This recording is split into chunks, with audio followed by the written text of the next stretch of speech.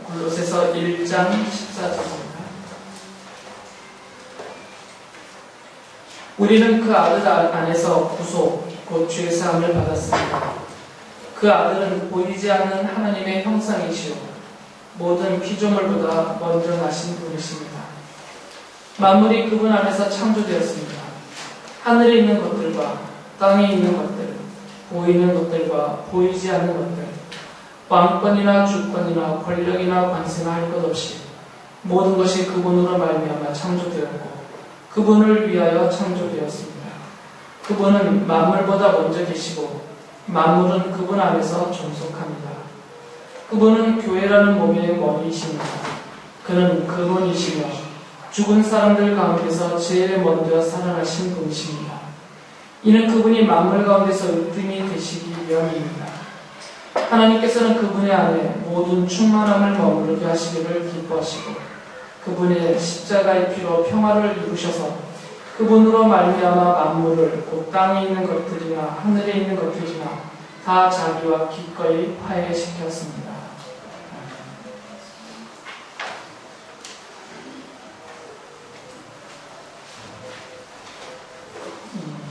이 골로새서 안에 바울 사도가 좀 어려운 이야기를 하고 있거든요. 다른 교회에게 보낸 편지들에 비해서 이 짧은 내용이지만 골로새서 안에 골로새 교회에게 보낸 편지 속에서 좀 근본적인 이야기를 하고 있습니다. 다른 서신서에 비해서 그렇다는 거죠. 그것이 뭐냐면 예수님이 누구신가에 대한 이야기를 하고 있어요.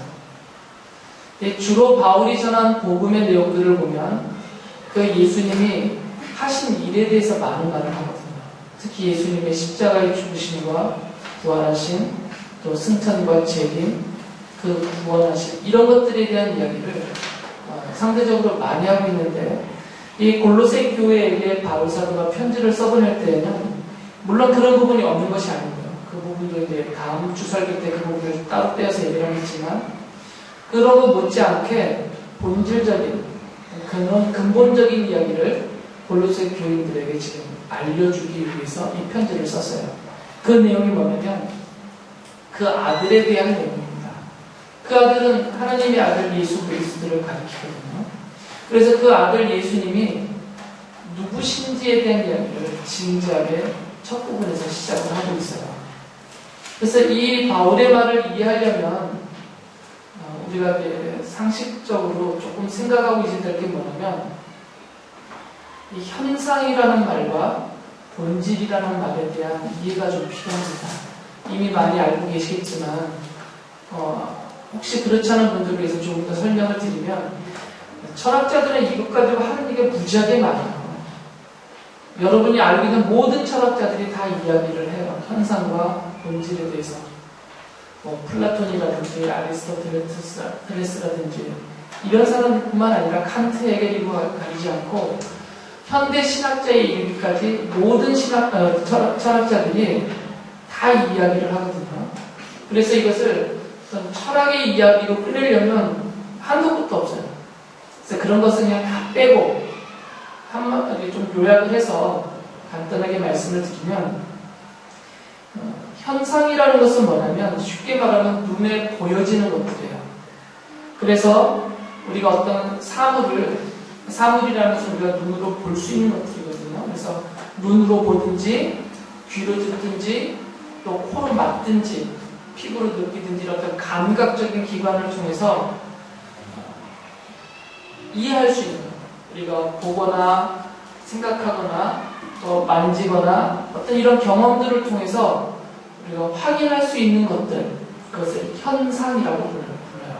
그 한자로 말한다면 볼 수 있는 모양이다 그 말이에요.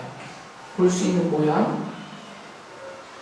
그러니까 이것은 이런 강대상이라든지 마이크라든지 이런 어떤 물건을 가리키는 사물일 수도 있고요. 또 우리 사람일 수도 있고 사람의 생각일 수도 있고 사람의 감정일 수도 있어요. 이런 것은 다양한 감각적인 방법을 통해서 다 우리가 알 수가 있는 것들이니까.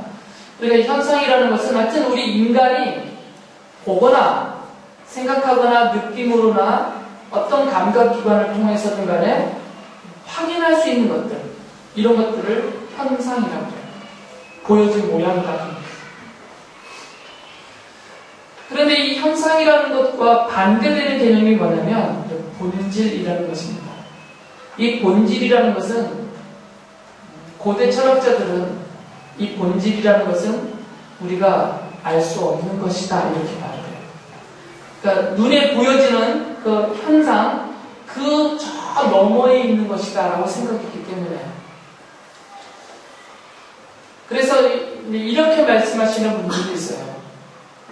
이 사람이라는 것은, 김찬이라는 한 사람이 지금 현상으로 보이잖아요. 여러분 앞에 멀쩡하게 제가 보이잖아요. 이게 저는 현상이란 말이죠. 여러분 눈으로 볼 수 있는. 그런데 이 김찬이라는 인간의 여러분 앞에 보여지는 이 모습은 보여지기 전에 원래 저 뒤에 인간이라는 본질이 있는데, 그 본질이 이렇게 세상 사람들 앞에 드러난 모습이 이 현상이라고 말해요. 재미가 없죠? 근데 이걸 이해를 하셔야 돼요. 눈으로 보여지는 드러난 그 모습 저 뒤에 나를 드러나게 한 본질이 있다는 거예요. 이게 철학자들의 견해, 성경 얘기가 아니고. 그러니까 김찬이가 존재하기 전에 김찬이의 본질이 저 뒤에 있었다는 얘기예요. 우리가 도달할 수 없는 그 영역에. 그것이 이게 드러난 것이 김찬이라는 이 현상으로 드러난 거죠. 그 얘기가 현상과 본질의 철학자들이 말하는 내용이에요.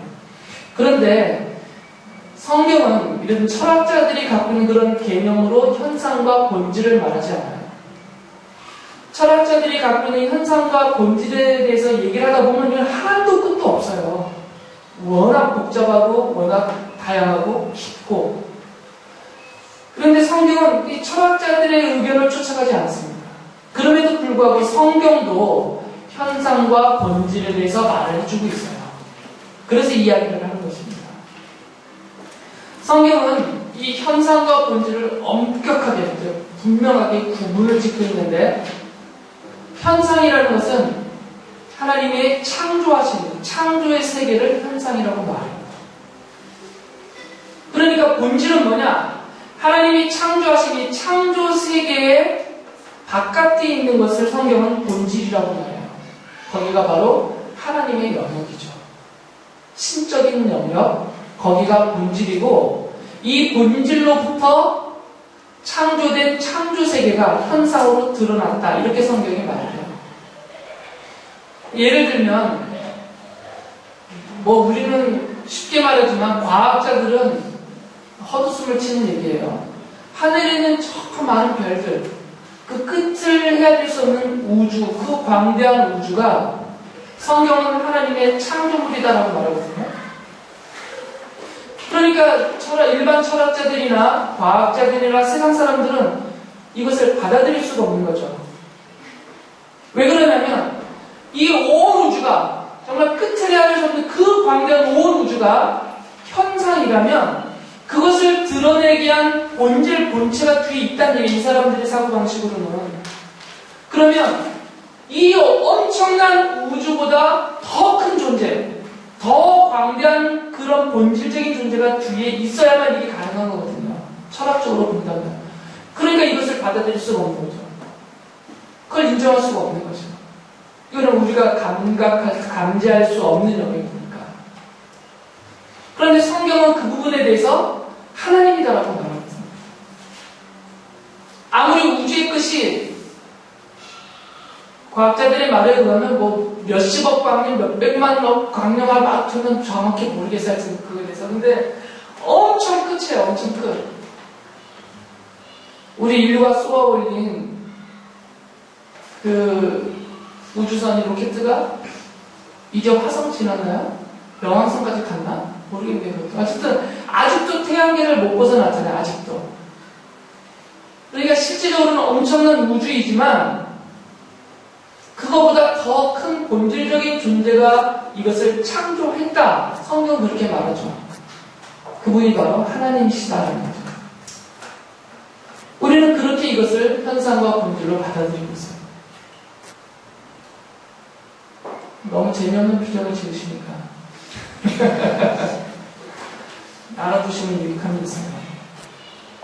그래서 성경은 이것에 대해서 뭐라고 설명하냐면 그 본질의 영역, 그러니까 우리가 보거나 감각하거나 어떤 직관이나 어떤 이런 것들로는 도저히 경험하거나 도달할 수 없는 그 영역인 하나님의 영역, 여기가 본질이에요. 이 하나님의 영역에서 하나님이 형상으로 드러내놓으신 게 창조란 말이에요.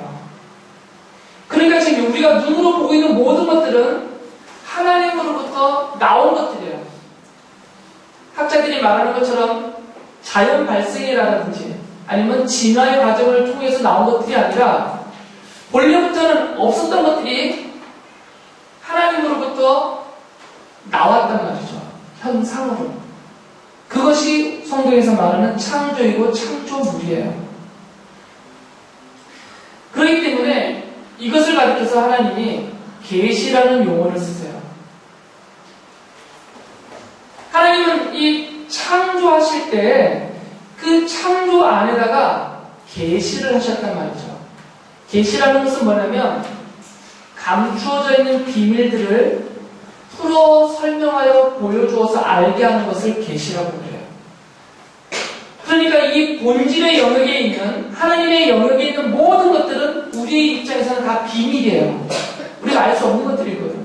그러니까 우리에게는 비밀이란 말이죠. 그래서 바울 사도가 이 골로새 교인들에게도 그것을 가리켜서 하나님의 비밀이라고 말을 해요. 이건 비밀이라고 제가 저번에 설명드렸잖아요. 우리가 도저히 알 수 없는 그 영역을 우리는 비밀이라고 말하니까 그 하나님의 비밀이 이제 우리한테 알려졌어요. 하나님이 알려주셨단 말이죠. 이것을 성경적으로는 계시하셨다라고 쓰는 거예요. 드러내보여 알려주셨다는 말이죠. 그러니까 이 하나님의 계시하시는 행위가 이 창조라는 것 안에다가 하나님이 무엇인가를 우리에게 보고 알 수 있도록 계시해 주시는 그 행위가 막연하게 또는 무의미하게 아무 생각 없이 하실 리가 없다는 얘기죠. 하물며 우리 인간도 자기가 어떤 일을 계획하거나 어떤 일을 행하거나 무엇을 만들거나 할 때는 다 이유를 갖고 해요. 목적이 있단 말이에요. 우리 꼬맹이들이 서로 침뱉으며 싸우는 것도 이유가 있어요. 괜히 그렇지가 않아요. 애들이 침을 대고 투정하는 것도 다 이유가 있어요. 갓난아이들이 응애응애하고 우는 것도 다 이유가 있어요. 뭐든지 우리 인간뿐만 아니라 이 존재하는 모든 사물들은 이유가 있단 말이죠. 그것처럼 하나님께서 이 온 우주를 창조하시고 이 창조 세계 안에 계시하셨을 때는 우리가 모르는 그 비밀을 하나님이 알려주시기 위해서 드러내 보였을 때에는 분명한 이유가 있다 그 말이에요. 그래서 그것을 가리켜서 하나님의 창조는 목적적이다 이렇게 말해요. 목적이 있단 말이죠. 하나님이 창조하실 때는 분명한 목적을 갖고 창조하셨다 그 말입니다. 아무 이유 없이 만드신 것이 아니에요. 또는 자연신론자들이 말하는 것처럼 하나님이 만들어 놓으신 다음에 자연의 모든 질서와 법칙을 정해놓으신 다음에는 손을 떼셔서 그 질서와 법칙 안에서 이렇게 변증법적으로 막 이렇게 발전해 나가는 이런 것을 말하지 않는다고요, 성경은. 성경은 목적적이다라는 것을 강조해요. 하나님이 분명한 이유를 가지고, 분명한 목적을 가지고 창조하셨다 그 말입니다. 그렇게 본다면, 뭐 다른 것 더 얘기할 것 없겠지만, 이 자리에 있는 여러분들이 하나님이 나를 창조하셨다라는 것을 믿으신다면, 그건 이것을 고백하는 거죠. 하나님이 나를 창조하신 분명한 목적이 있습니다. 이것을 같이 고백하게 되는 겁니다. 내가 창조된, 내가 이 땅에 존재하게 된 목적이 있다라는 고백을 하는 거죠. 이것은 나를 낳으신 부모님들이 내게 준 목적이 아니고요.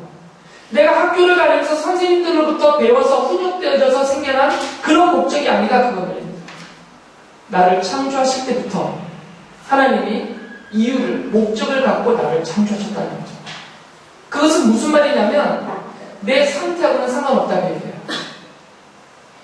내 상태가 어떠냐고는 상관없습니다. 하나님이 나를 창조하셨다는 자체에는 이미 나를 어떤 목적을 갖고 만드셨다 그 말이기 때문에 지금 현재 나의 상태가 어떠냐에 따라서 하나님의 목적이 이루어지느냐 마느냐 결정되는 게 아니다 그 말입니다.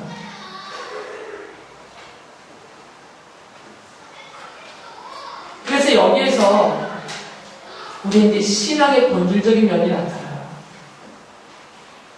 창세기 1장 1절을 제가 늘 강조하는데요. 믿음이 있는 사람들은 창세기 1장 1절이 받아들여지거든요. 창세기 1장 1절 한번 해보실래요? 암송. 태초에 하나님이 천지를 창조하셨다. 이거예요. 태초에 하나님이 천지를 창조하셨다. 이게 창세기 1장 1절의 말씀입니다. 믿음이 없는 사람들은 여기서부터 통과가 안 돼요. 제가 늘 말씀드리지만 그 사람이 믿음이 있느냐 없느냐 복잡하게 물어볼 것도 없어요. 창세기 1장 1절을 받아들이느냐 안 받아들이느냐 확인하시면 돼요. 믿음이 없으면 절대로 2절로 못 넘어가요. 1절에서 끝나요. 그러나 믿음이 있는 사람들은 설명은 못하지만 과학적으로 입증은 못하지만 1장 1절이 쉽게 넘어간단 말이죠. 그냥 받아들여져요. 태초 하나님이 천지를 창조하셨다. 그리고 그 창조하신 천지 안에 내가 포함되어 있다는 것을 다 고백을 해요. 그리고 그 고백을 따라서 사는 게 믿음의 삶입니다. 하나님을 창조주로 모시고 나는 창조된 피조물로서 존재하고 더군다나 이 창조 안에 하나님의 목적이 있어서 하나님이 나를 그 목적을 이루어 가시는 수단으로 도구로 나를 창조하셨고 만들고 가시고 그렇게 쓰고 계시다는 것을 인정하고 사는 것, 이게 믿음의 삶이다라는 거죠. 이것이 성경이 말하는 본질적인 믿음과 믿음의 삶입니다. 믿음의 삶이 나의 어떤 예배하는 행위, 내가 교회에서 봉사하는 헌신, 내가 복음 들고 나가서 전도하는 이런 일들이 내 믿음의 삶의 본질적인 면이 아닙니다. 믿음이 무엇이고 내가 믿음으로 사는 것이 무엇이냐, 이것을 더 근원적으로 말한다면 창세기 1장 1절이다 그 말이에요. 하나님이 나를 분명한 목적을 갖고 창조하셨던 나를, 그리고 지금도 그 목적을 이루시는 과정 중에 있고 나는 그 목적이 이루어지도록 하나님이 사용하시는 하나님의 도구다. 이 고백이 창세기 1장 1절이고 이 믿음으로 사는 게 성도의 믿음의 삶이다 그 말입니다.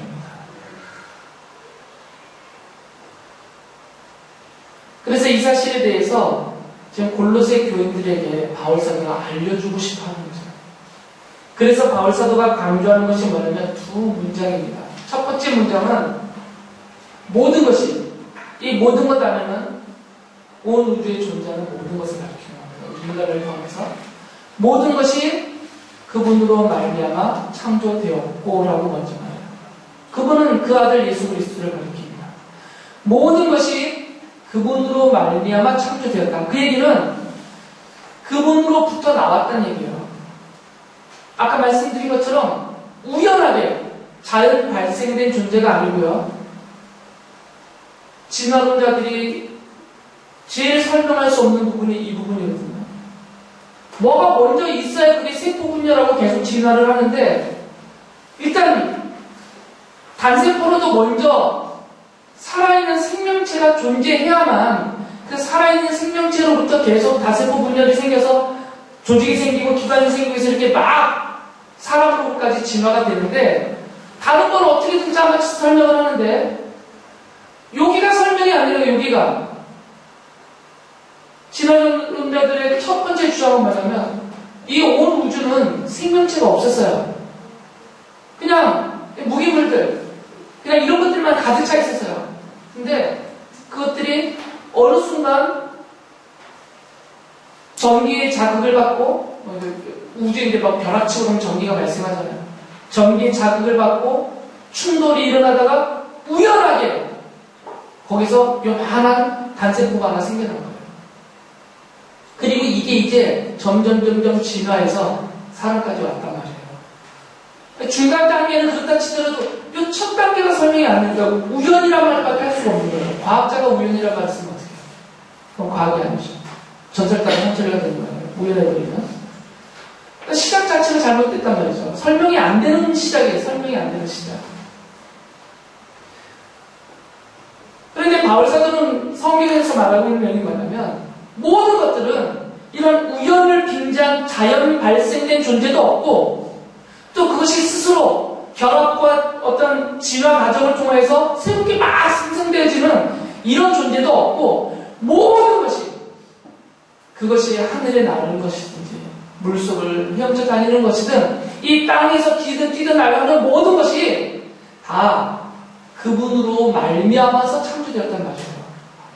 예수 그리스도에게서 나왔다는 말입니다. 주님이 창조해 주시다는 거죠. 그 다음에 또 이런 말을 했어요. 모든 것이 그분을 위하여 창조되었습니다. 라고 말해요. 지금 두 가지 문장을 말해요. 첫 번째 문장은 창조의 본질을 말하는 거죠. 모든 것이 우리 주님 예수 그리스도에 의해서 창조되었습니다. 이게 첫 번째 문장이에요.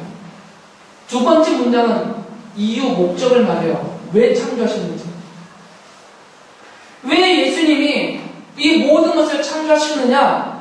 앞서서 제가 설명드렸잖아요. 하나님의 창조는 목적적이더라고요. 목적이 있는 창조죠. 근데 그 목적을 가리켜서 바울사도는 그분을 위하여 창조되었다라고 말해요. 사람들이 받아들이기 싫어하는 말입니다. 이 말을 정말 인정하기 싫어해요. 사도 요한이 요한복음 1장 3절에서 모든 것이 그로 말미암아 창조되었으니 그가 없이 창조된 것은 하나도 없다라고 분명히 말하거든요. 그러면서 동시에 이제 바울 사도가 창조의 목적이 아주 단순하게 설명되고 있어요. 그분을 위하여서 창조되었다라고 말합니다. 공격받기 쉬운 말이에요. 이게. 이 자리에는 여러분들이 왜 창조되었느냐, 왜 인간으로 출생했고 왜 지금도 살아가고 있느냐, 이유를 성경은 아주 단순하게 말해요. 그분을 위해서다. 그러니까 예수님을 위해서다, 이렇게 말하고 있어요. 기분이 나쁘죠. 우리는 분명히 독립적인 인격체로 내가 판단하고 내가 결정하고 내 능력으로 내가 그렇게 하루하루를 살아가는 그런 신으로부터는 독립되어져 있는 독립적인 존재이기를 그렇게 주장하고 원하고 있지만 성경은 그렇게 말하지 않는단 말이에요. 그러니까 성경을 받아들일 수가 없는 거죠. 근데 여기서 그분을 위하여란 말을 좀 이해를 잘 해야 됩니다. 우리말은 이 위하여라고 번역된 헬라어가 전치사인데, 에이스라는 전치사인데, 이 본래의 에이스라는 전치사는 어떤 지점을 정해놓고 그쪽을 이렇게 향하는 것을 가리킬 때 쓰는 전치사예요. 근데 영어 성경으로 번역할 때 이게 F5에서 4로 번역을 해놨기 때문에 우리가 보통 위하여 그러면 오늘 아침 주일학교 설교 시간에 그분을 위하여 그랬더니 연수가 위하여 그런 것만 봐가지고 건배할 때 위하여 이것만 봐가지고, 그러니까 위하여라는 말을 우리가 그냥 쉽게 생각하면 내가 주체로서 어떤 다른 대상을 위해서 무엇을 하는 것처럼 이렇게 보여진단 말이에요. 위하여라는 말이에요. 어감이 우리가 받아들일 때. 그런데 이 에이스라는 전치사는 아까 말씀드린 대로 이미 정해진 어떤 지점, 어떤 장소를 이렇게 향하는 것을 가리켜요. 그러니까 그분을 위하여서라는 말이 이 전치사를 직역한다면 예수님이 그분이니까 예수님을 향하여라는 말이 돼요. 그러니까 우리는 왜 창조되었느냐? 예수님을 향하여 창조되었다, 이 말을 직역을 하면, 이걸 더 조금 풀다면 우리는 예수님 때문에 산다, 그 말이에요. 예수님이 우리의 목적이니까. 내가 밥을 먹고 몸에 힘을 내는 것도 예수님을 향하여다라는 거예요. 내가 돈을 버는 것도, 공부를 하는 것도, 대학을 가는 것도 예수님을 향하여 갖고 있는 것이에요, 지금. 나를 향하여가 아니라, 부모를 향하여서가 아니라, 내가 사랑하는 누구를 향하여서 이 모든 것들을 쏟아붓고 가는 게 아니라, 예수님을 향하여서 내가 그렇게 가고 있다, 그 말이에요. 그렇게 가도록 나를 창조하셨다, 그 말입니다.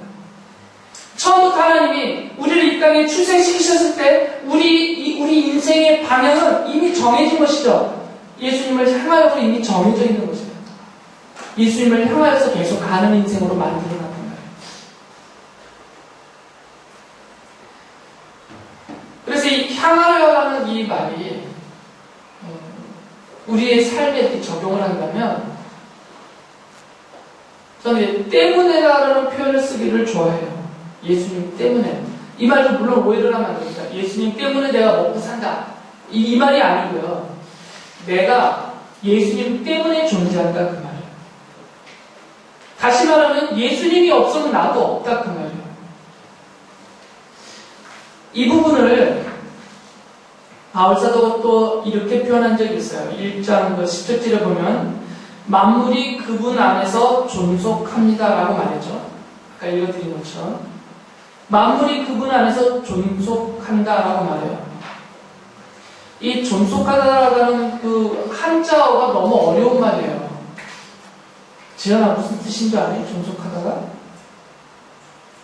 아는 척 좀 해봐. 이 존속하다 이러는 게 무슨 말인지 참 어려워요. 이 존속하다라는 말도 원래 그 헬라어는 그 슈니스타오라는 동사거든요.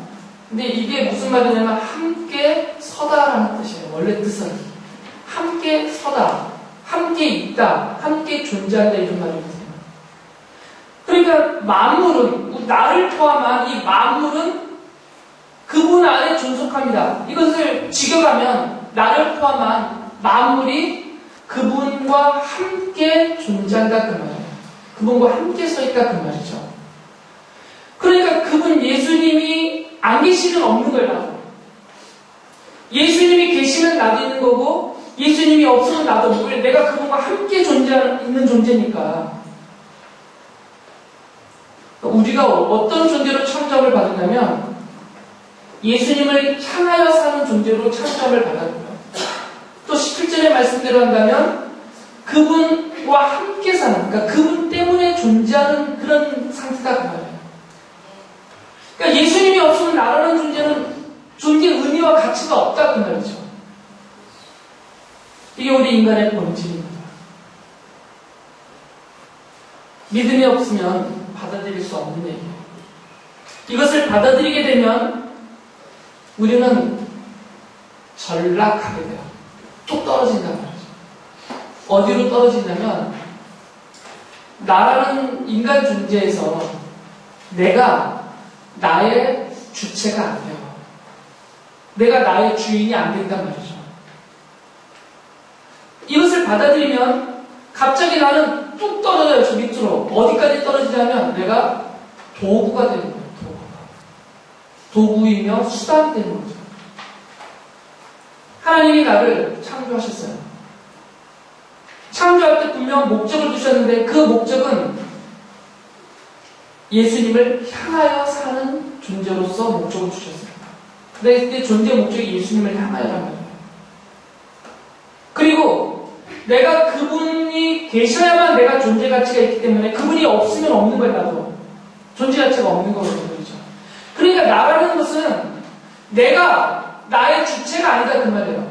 주체라는 것은 내가 생각하고 내가 마음 먹고 내가 하고 싶은 대로 가는 게 내가 주체예요. 근데 도구가 돼버리면 그 다음부터는 내 맘대로 할 수가 없어요. 제가 여기 열쇠가 있는데 윤정아, 이 열쇠가 주체계이냐 도구계냐? 도구겠지.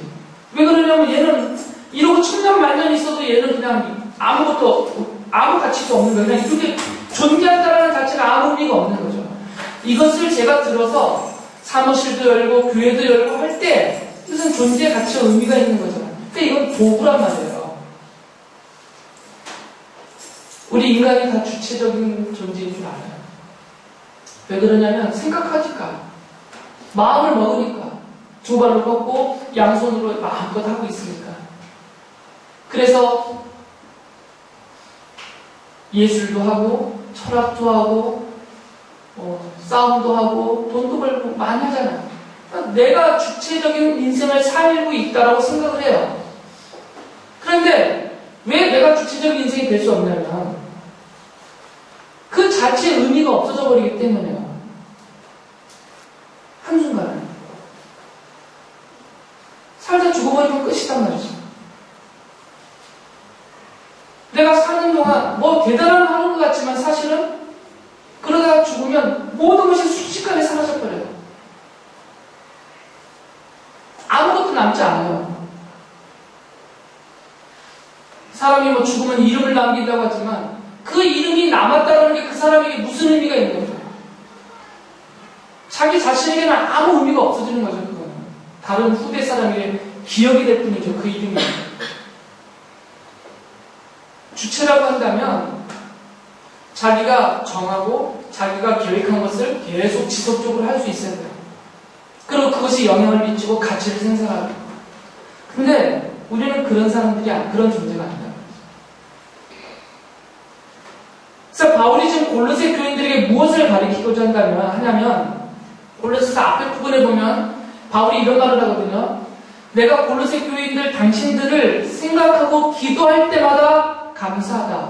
왜 그러냐면 이 골로새 교회는 바울이 직접 가서 전도하고 세운 교회는 아니에요. 바울의 제자들이 가는 거죠. 그래서 이렇게 직접 가보지는 못했지만 그러나 바울이 그들의 그 전도팀과 제자들의 전도의 내용을 듣고 볼 때 막 감사가 넘쳤어요. 골로새 교회 얘기만 들으면 그만큼이나 골로새 교회가 지금 하나님 은혜로 세워지고 잘 성장했단 말이죠. 어느 정도나 성장했는지는 모르겠지만 어쨌든 바울이 보고 걱정, 근심, 염려를 하지 않고 감사를 하고 있는 것을 보면 골로새 교회가 지금 잘 성장하고 있는 것이에요. 그런데 그 교회를 향해서 바울이 뭐라고 말하냐면 골로새 교회 교인들이요. 당신들이 지금 그 상태까지 오르게 된 것은 당신들이 잘나서라든지 당신들이 힘써서라든지 당신들이 남들보다 뛰어나서가 아니라 하나님이 당신들을 도구로 쓰고 계시기 때문이다. 이야기를 해주는 것이죠. 그러니까 골로새 교회가 세워진 것도 하나님의 목적이 이루어지고 있는 것입니다. 골로새 교회와 그 교인들을 하나님이 계속 사용해 가시는 것도 그렇게 만들어서 쓰고 계시다 그 말이죠. 하나님이 정하신 그분을 향한 목적을 이루기 위한 과정에서. 그러니까 골로새 교회는 주체가 아니라 도구다 그 말이에요. 하나님이 쓰시는 도구. 이것을 지금 계속해서 몇 차례 거쳐서 반복적으로 가르치고 있어요. 그러면서 주님이 이 골로새 교회에게 보낸 바울의 편지를 통해서 오늘날 이것을 읽는 성도들인 우리들에게도 동일한 말씀을 해주고 있는 거죠. 나는 예수님에 의해서 창조되었는데 내가 창조된 그 창조의 이유, 목적은 예수님을 향하여서 사는 존재예요. 다시 말하면 그 창조의 목적을 이루어 가시는 하나님 손에 붙들려 있는 도구가 되어서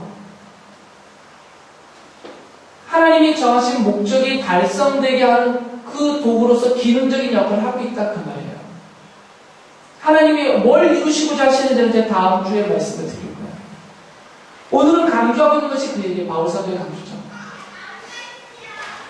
나는 도구다 그 말입니다. 하나님의 도구. 하나님이 나를 창조하신 그 창조의 목적을 이루시기 위해서 나를 쓰고 계시는 도구다라는 것입니다. 그리고 창조의 목적이 그분을 위하여다라는 거죠. 예수님을 위하여. 나를 위하여가 아니라 세상을 위하여가 아니라. 그런데 이 말씀을 받아들이지 않게 되면 위하여의 대상이 바뀌어버려요. 아까 위하여 하는 것처럼.